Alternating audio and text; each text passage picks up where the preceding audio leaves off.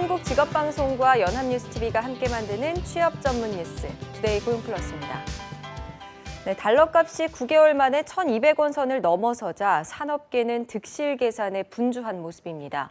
정부는 미국의 금리 인상 분위기를 타고 달러값이 더 오르면 주식 등 금융시장 변동성도 커질 수 있는 만큼 모니터링을 강화하기로 했습니다. 김종성 기자입니다.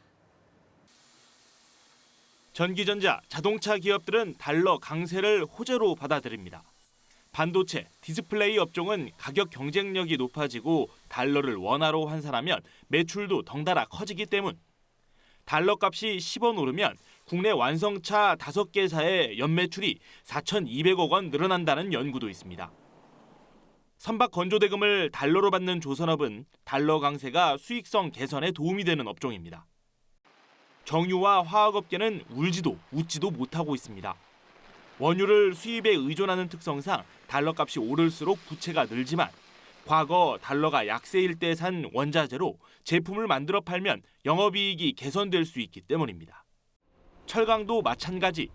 수출에 도움이 되지만 원자재 수입 가격이 오르며 효과가 상쇄될 수 있습니다. 항공기 리수료나 항공유 매입비 등 달러 이용이 많은 항공업계는 오르는 환율이 반가울 리가 없습니다. 정부는 모니터링 강화에 나섰습니다. 달러 강세로 주식과 채권 등 금융시장에서 외국인의 차익 실현 욕구가 높아지는 점에 주목합니다. 내년 미국의 기준금리 추가 인상 가능성 등 강달러 추세를 이끌 변수가 많기 때문입니다. 트럼프 랠리라고 해서 미국의 다우지수가 거의 2만 선에 육박할 정도로 내년도의 경기 전망이 굉장히 미국 입장에서는 밝다. 내년 2분기 달러 값이 1,300원 선에 이를 것이란 전망도 나오는 상황. 급격한 환율 변동이 재계와 금융시장에 미치는 충격을 최소화하기 위한 더욱 꼼꼼한 대책이 필요하다는 지적입니다. 연합뉴스TV 김종상입니다. 경기 침체의 정치 리스크까지 올해 우리 기업들은 전에 없는 시련을 경험했습니다. 그중에서도 조선과 해운업계는 생사의 기로에 내몰리면서 최악의 한 해를 보냈는데요. 내년 전망도 좋지 않다고 합니다. 남현우 기자입니다. 올해 조선 해운업계의 가장 큰 사건은 단연 세계 7위 해운사 한진해운의 몰락입니다. 법정 관리에 따른 물류 차질은 우리 경제에 적지 않은 생채기를 남겼습니다. 현재 청산 절차를 밟고 있는데 남은 자산이 얼마 없고 해외 화주로부터 신뢰를 잃은 상황에서 부활 가능성은 희박하다는 게 업계의 관측입니다. 실사 결과 청산 가치는 1조 7,900억 원으로 산정된 반면 계속 기업 가치는 산정조차 불가능하다는 판정을 받았습니다. 문제는 그나마 살아남은 현대상선마저 글로벌 해운 동맹에 정식 승선하는 데 실패하면서 해운 강국의 유상이 땅에 떨어졌습니다. 물류가 무너지면 수출업체들의 비용 부담이 증가하고 결국 수출 경쟁력을 잃어 경제가 도미노 타격을 입게 됩니다. 역대 최악의 수주 절벽으로 인력 감축과 자산 매각 등 구조조정에 나선 조선업계도 여전히 산소호흡기가 필요한 상황입니다. 설비 과잉과 경기 침체로 내년에도 수주 절벽이 이어질 것이라는 전망에 수주 목표를 세우기가 쉽지 않습니다. 현대중공업은 군산조선소 가동을 중단하고 완전 자본 잠식 상태인 대우조선은 해상도크 매각, 삼성중공업은 2018년까지 생산 능력의 45%를 감축할 계획입니다. 올해 STX 조선해양의 법정 관리를 지켜본 중소조선사들도 최악의 상황을 가정해 설비를 축소하고 있습니다. 글로벌 불황과 탄핵 전국까지 겹치면서 내년 조선해운업 구조조정의 험로가 예상됩니다. 연합뉴스TV 남현호입니다. 지난 3분기 사상 최대 실적을 낸 은행권이 웬일인지 감원에 나서고 있습니다. 내년 이후 경영이 어려워질 것으로 예상되면서 미리 인력 구조 조정에 나서는 것으로 보입니다. 김동욱 기자입니다. 세밋 금융권에 감원 한파가 몰아치고 있습니다. KB국민은행은 6년 만에 가장 큰 규모의 희망퇴직을 단행합니다. 근속 10년 차 이상 전 직원을 대상으로 희망퇴직 신청을 받았는데 2,800여 명의 직원이 퇴직을 신청했습니다.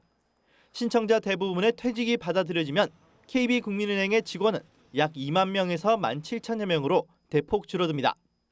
36개월치 급여를 지급하기로 하는 등 조건이 나쁘지 않아 신청자가 많았던 것으로 분석됩니다. 우리은행과 KB 하나은행도 26일까지 희망퇴직을 받고 있고 신한은행 역시 내년 초 인력 구조조정에 나설 것으로 알려졌습니다. 보험권도 예외는 아니어서 AIA 생명은 5년 만에 희망퇴직 절차에 들어갔습니다. 금융권이 이처럼 감원에 나서는 것은 핀테크의 발전, 저금리 기조에 따른 수익성 악화, 임금 피크제 도입 등 때문으로 분석됩니다. 기대벤처들도 많이 적어되고 그다음에 내년에 이제 수익성이 좀 악화될 거라는 생각을 하니까 그런 것들은 사전 대비하는 책임이 아닌가 싶어요.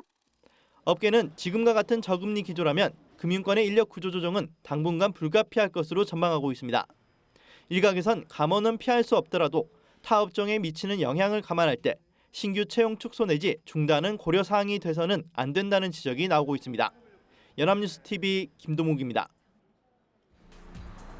상시 고용 직원 300명 이상 대기업의 일자리 증가폭이 4년 반 만에 최소를 기록했습니다. 통계청에 따르면 11월 기준 300인 이상 기업 취업자는 247만 4천 명으로 1년 전보다 3만 7천 명 늘었습니다. 2012년 5월 이후 최저치이자 직원 5명에서 299명 사이 업체의 증가폭 25만 6천 명의 14%에 불과한 겁니다.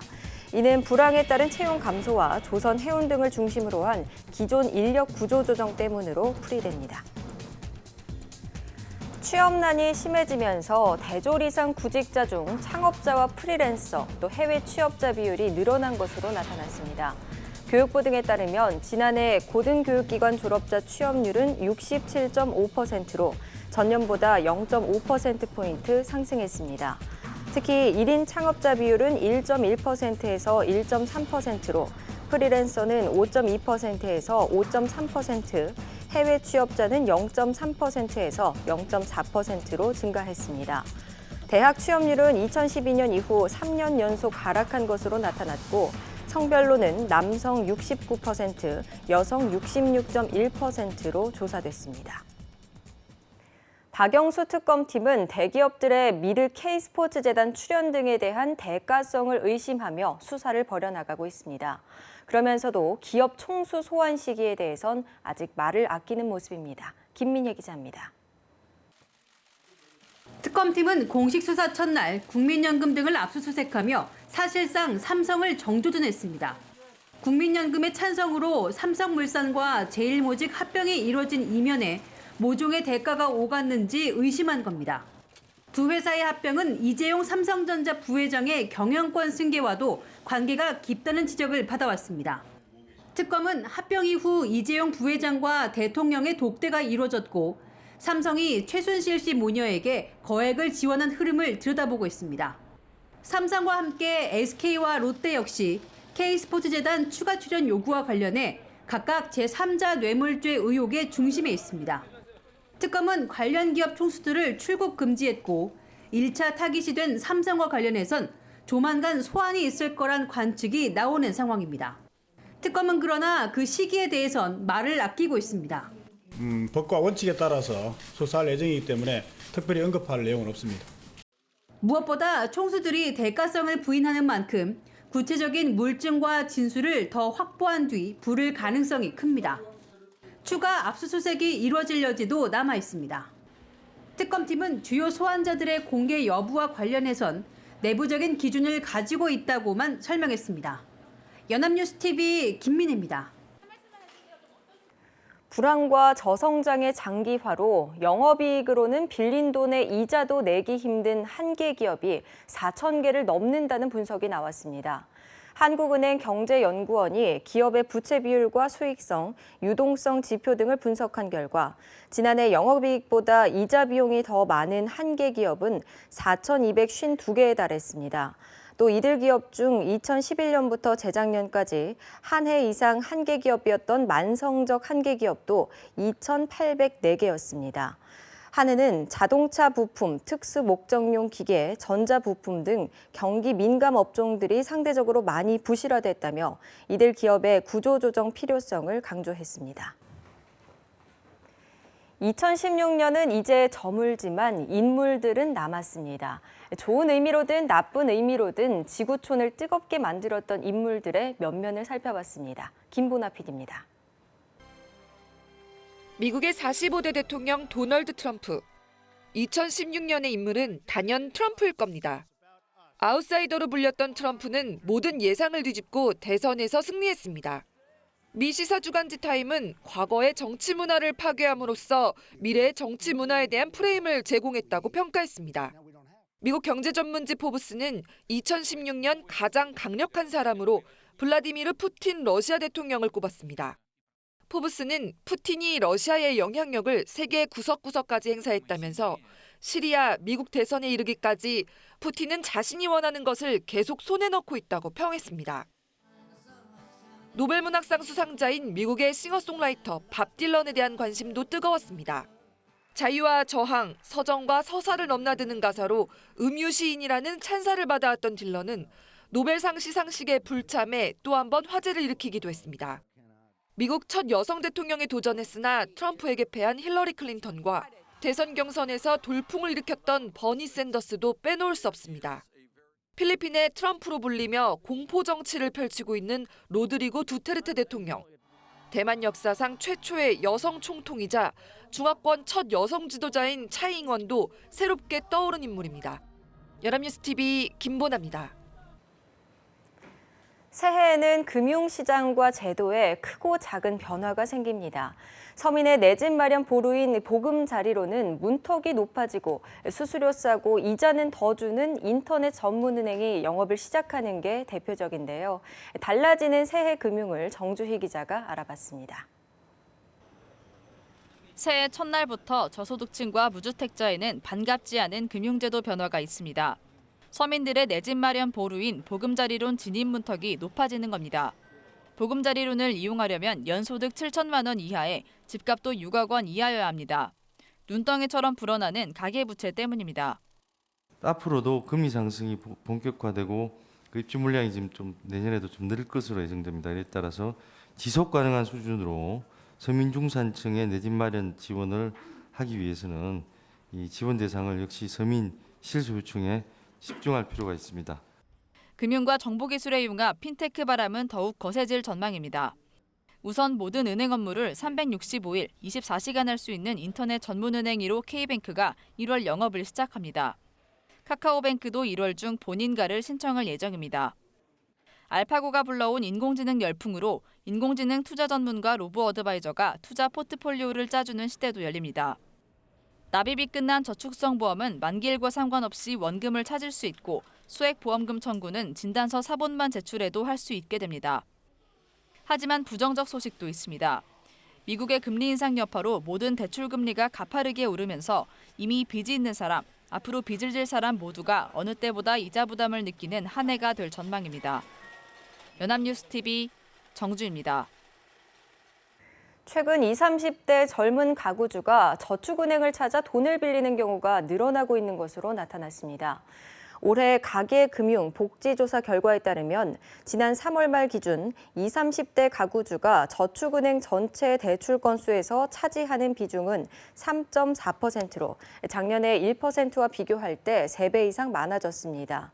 조영모 LG경제연구원 연구위원은 젊은 층이 취업을 하지 못했거나 취업이 안정적이지 못한 상태를 반영하는 것이라고 분석했습니다.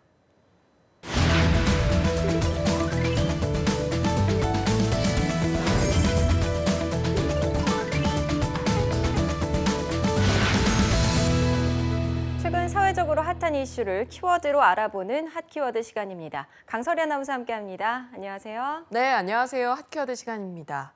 일본의 아베 신조 총리가 동일 노동, 동일 임금 원칙에 입각해서 비정규직의 임금 수준을 정규직의 80% 수준까지 끌어올리겠다고 공언했습니다. 중산층이야 저소득층의 소득을 끌어올리지 않으면 소비와 내수를 살릴 수 없다고 판단해서 내린 승부수인 건데요. 이 원칙은 우리 사회에서도 실현돼야 할 중요 노동 현안 중에 하나입니다. 오늘은 아베 총리의 선언으로 주목받고 있는 동일 노동, 또 동일 임금에 대해서 알아보도록 하겠습니다. 네, 어찌 보면 당연한 말이죠. 동일한 노동에 대해서 동일한 임금을 지급한다. 그런데 이 당연한 말이 특단의 조치가 있어야 가능하다는 얘기잖아요. 일본의 비정규직 문제 얼마나 심각하길래 그런가요? 네, 일본은 이 비정규직이 급격하게 늘어나면서 전체 노동자의 40%가 비정규직 노동자입니다. 임금 수준은 정규직 대비 평균 60% 수준이라고 하는데요. 그래서 이 격차를 80%까지 끌어올리겠다는 겁니다. 이를 위해서 총리실의 근로방식 개혁 실현회의에서 지침을 만들었는데요. 먼저 기본급은 직업 경험 능력, 업적과 성과, 근속 연수로 분류해서 차이가 없다면 비정규직도 정규직과 동등한 대우를 해야 한다고 명시가 되어 있습니다. 다만 일의 성과와 경험의 차이가 있다면 상위점에 따라서 지급해야 한다며 성과에 따른 차등 대우를 용인했는데요. 이는 비정규직이라도 성과가 있다면 정규직과 마찬가지로 성과급과 수당을 받아야 한다는 걸 의미합니다. 또 파견 노동자의 대우는 같은 일을 하는 파견 대상 기업의 사원과 같아야 한다고 명시했습니다. 네, 파견 노동자까지도 동일 노동, 동일 임금의 원칙을 지키라는 선언을 한 거네요. 상당히 구체적인 지침인 것 같은데요. 네, 그렇습니다. 이 지침은 법안에 반영이 돼서 내년 중으로 국회에 제출될 예정이라고 합니다. 아베 총리는 비정규직의 대우를 개선해서 여성과 젊은이 등이 다양한 선택을 할 수 있도록 근로 환경을 개선시키고 싶다고 말했는데요. 이렇게 구체적인 지침을 작성한 건 이번이 처음이라고 합니다. 네, 정부의 입법 추진 의도는 좋지만 문제는 이를 실행해야 하는 기업들의 태도일 텐데요. 당장 임금 부담이 크게 늘어나는 일본 기업들의 반응은 어떨까요? 네, 우리나라의 전경련과 비슷한 일본의 경단련은 타당한 내용이지만 실행을 하려면 상당한 준비 기간이 필요하다는 원론적인 입장을 밝혔습니다. 또 요미우리 신문이 주요 기업 144개를 조사했는데요. 약 66%의 기업들이 동일 노동, 동일 임금 추진 정책에 대해서 난색을 표했다고 합니다. 네, 그래도 비정규직 문제를 총리가 직접 나서서 해결하려는 모습은 부럽습니다. 자, 우리나라 역시 비정규직 문제가 심각한데요. 우리나라는 현황이 어떤가요? 네, 통계청의 기준에 의하면 우리나라 임금 노동자의 32.8%인 644만 4천 명이 비정규직이라고 합니다. 월 평균 임금 차이는 정규직 노동자 평균이 296만 5천 원인데요. 비정규직 노동자의 평균 임금은 146만 9천 원입니다. 비정규직이 정규직의 49.5% 수준인데요. 절반이 채 되지 않는 심각한 수준인 겁니다. 게다가 비정규직의 60% 이상은 국민연금, 건강보험 등 사회보장 혜택에서도 배제되고 있는 형편입니다. 네, 일본의 비정규직 노동자의 임금 수준이 정규직의 60%라고 하셨는데 한국이 훨씬 더 열악한 수준이네요. 자, 현실적으로 동일 노동, 동일 임금의 원칙이 지켜지지 않는 이유 무엇일까요? 네, 동일 노동, 또 동일 임금은 헌법적인 가치이기도 합니다. 원래 여성이나 장애인 등 사회적 약자의 노동 가치를 보호하기 위해서 만든 원칙인데요. 이게 비정규직에게까지 확대가 된 겁니다. 기간제법에도 동종 또는 유사한 업무를 하는 기간제 근로자를 차별할 수 없다고 명시를 해놨습니다. 그렇지만 현실적으로 비정규직 노동자가 차별을 받는다면 소송을 해야 하고요. 이 과정에서 동일 노동이라는 걸 입증하기가 꽤 어렵다고 합니다. 또 개인이 회사를 상대로 소송한다는 것 자체도 쉽지가 않죠. 강력한 제재가 있지 않는 한 동일 노동, 동일 임금 원칙은 지켜지기가 힘든 겁니다. 네, 그래서 일본도 굉장히 구체적인 지침을 만든 것 같은데요. 자, 다른 나라들의 사정은 어떤지 알아볼까요? 네, 독일이나 스웨덴 등 유럽 국가들은 비정규직과 정규직의 임금 차이를 거의 두지 않고요. 심지어 비정규직일 경우에 더 많은 임금을 지급하기도 합니다. 일각에서는 해외 노동 시장이 우리보다 유연해서 구조조정이나 해고 등이 더 자유롭기 때문에 가능한 거다 이렇게 주장하기도 하는데요.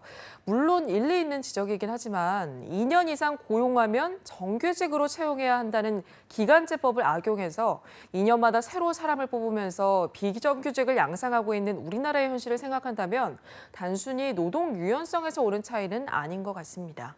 네, 한국은 여러모로 일본과 경제 상황이 유사하다 이런 평가를 많이 받고 있는데요.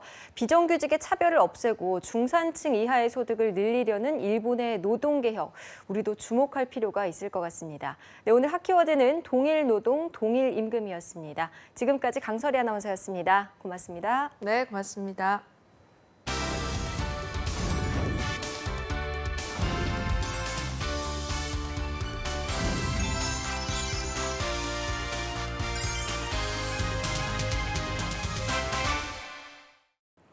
투데이 고용플러스 오늘 준비한 소식은 여기까지입니다. 함께해 주신 여러분 고맙습니다.